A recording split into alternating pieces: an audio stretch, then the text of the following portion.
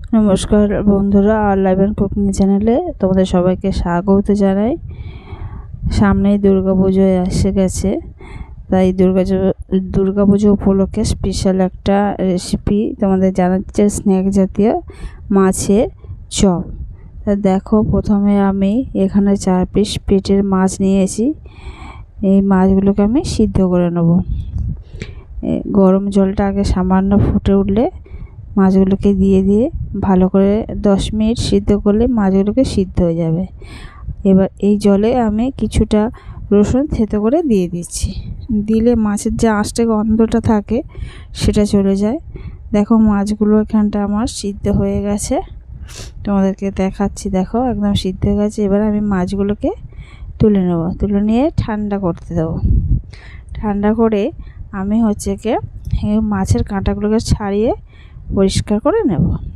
দেখো, এখানে আমি রসুন, পেঁয়াজ, আদা, মাছগুলোকে দেখো আমি সিদ্ধ করে ছাড়িয়ে নিয়েছি। কাঁচা লঙ্কা, আলু সিদ্ধ করে আগেই রেখেছিলাম। এবারে সবগুলোকে মিশিয়ে আমি একটা সুন্দর মিশ্রণ করবো। দেখো, প্রথমে আলুগুলোকে আমি তোমার থেসেও নিতে পারো, আমি এগুলোকে একটু গ্রেট করে নিচ্ছি, নিলে আরও নরম হয়ে যাবে।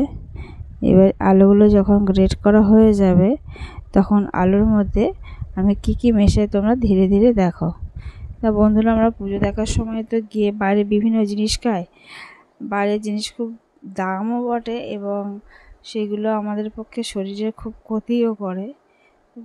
তাই জন্য দেখো, আলু আমার ঠাসা হয়ে গেছে, তার সঙ্গে আমি মাছগুলো যে সিদ্ধ করে রেখেছিলাম কাঁটা ছাড়িয়ে সেগুলোকে মিশিয়ে দিলাম। এরপর দেখো, পেঁয়াজগুলোকে আমি কুচি কুচি করে কেটে রেখেছিলাম সেইগুলোকে আমি দিয়ে দিচ্ছি।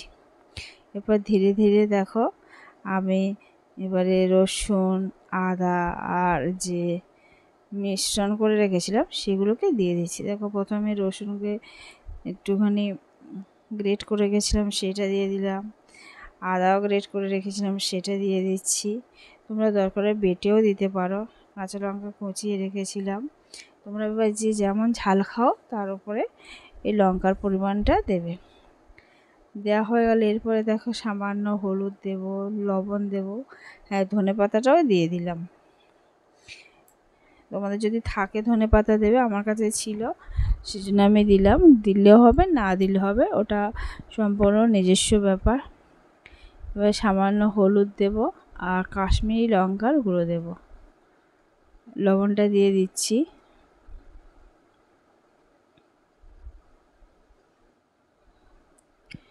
লবণ দেওয়ার পরে হলুদ দিয়ে দেব, দিয়ে ভালো করে আমি মাখিয়ে নিচ্ছি। খুব ভালো করে মাখাতে হবে। এখানে বলে রাখি যে মাছ আমি এখানে 4 পিস নিয়েছিলাম বলে আমি 3টে আলু ব্যবহার করেছি। এবার তোমাদের মাছের পরিমাণ অনুযায়ী তোমরা আলুর পরিমাণটাও দেবে। খুব বেশি আলু দিতে হবে না। সামান্য কাশ্মীরি লঙ্কার গুঁড়ো দিয়ে দিলাম, এতে কালারটাও খুব সুন্দর আসে। তা মাছগুলো ছাড়াবার সময় খুব সাবধানে ছাড়াতে হবে যাতে কোনো কাঁটা না থাকে। এবার আমি দেখো খুব ভালো করে মেখে এবার সাইডে সরিয়ে রাখবো।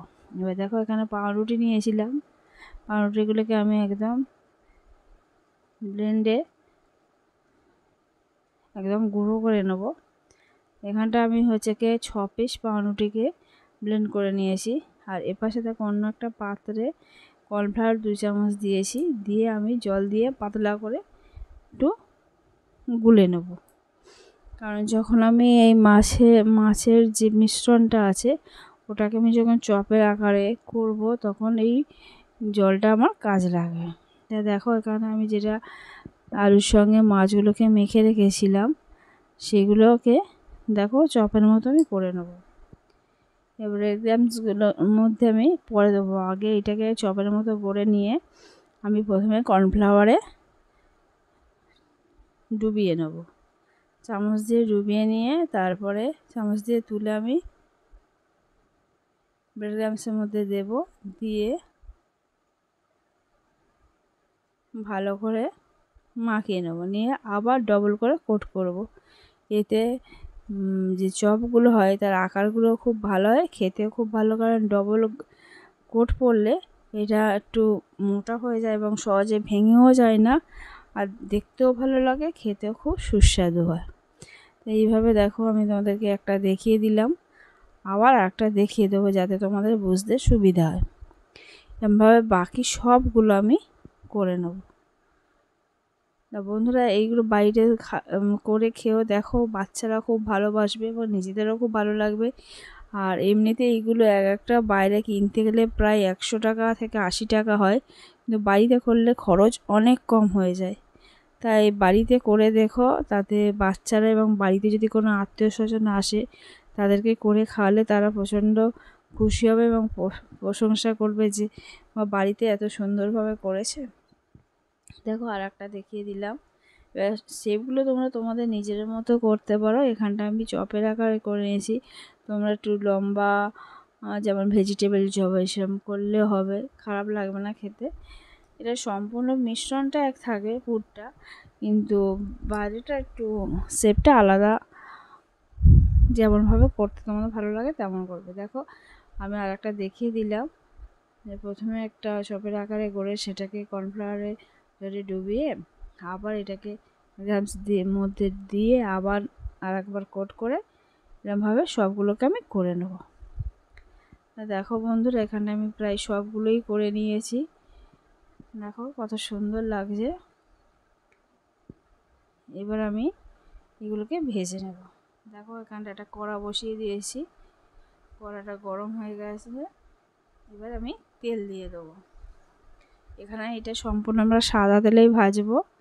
এবার তোমরা তোমাদের স্বাদ অনুযায়ী কেমন সাদা তেলেও ভাজতে পারো, সরিষার তেলেও ভাজতে পারো, তবে আমার সাদা তেলটা ছিল অ্যাভেলেবেল, আমি সেই জন্য সাদা তেলে ভেজেছি। তো তেলটা এখানে গরম হয়ে গেছে, এবার ধীরে ধীরে আমি এই চপের আকারে যেগুলো ফিশ চপ বানিয়েছিলাম সেগুলোকে আমি ভেজে নিচ্ছি। একসঙ্গে সব দেবো না, যেহেতু আমি কড়াই ভাজি সেই জন্য প্রথমে আমি 3টিকে দেবো। এবার মিডিয়াম ফ্লেমে এই গ্যাসটাকে রাখতে হবে। এবার এপাশ ওপাশ করে আমি উল্টে ভেজে নেবো। দেখো বন্ধুরা কত সুন্দর লাগছে না, একদম দোকানের চেয়েও ভালো খেতে হয় এগুলো। বাড়িতে তোমরা যদি করে খাও নিজেরাই বুঝতে পারবে যে আমরা বাজার থেকে যে কত দাম দিয়ে এই জিনিসগুলো কিনে খাচ্ছি।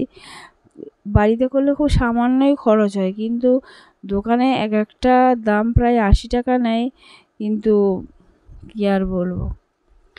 যাই হোক, দেখো কতটা সুন্দর লাগছে, খেতেও প্রচণ্ড সুস্বাদু হয়েছিল এবং আমার মেয়েরা খেয়ে তো ভীষণ খুশি হয়েছিল, বাড়ির সবাই খেয়ে খুবই খুশি হয়েছিল। এর আগেও 2-1বার বানিয়েছিলাম, আজকে বললাম মনে মনে ভাবলাম যে তোমাদের এই রেসিপিটা আর একবার দেখিয়ে দিই এবং আবারও ভেজে নিচ্ছি। এইভাবে আমি বাকি সব চপগুলোকে ভেজে নেব। তা বন্ধুরা দেখো আমার এই রেসিপি স্ন্যাক্সের যে রেসিপি যদি তোমাদের ভালো লাগে তাহলে তোমরা অবশ্যই আমার এই চ্যানেলটাকে সাবস্ক্রাইব করে দিও, আর ভালো লাগলে লাইক করো, আর আরও ভালো লাগে যদি তাহলে শেয়ার করো বন্ধুবান্ধবদের সঙ্গে। আর সর্বোপরি আমার পাশে থেকেও যাতে আমার চ্যানেলটা এগিয়ে যায় সেদিকে আমাকে সাহায্য করো।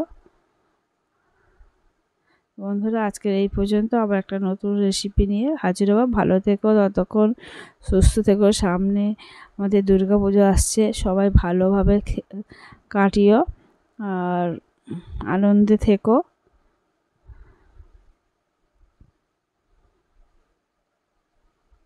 ধন্যবাদ।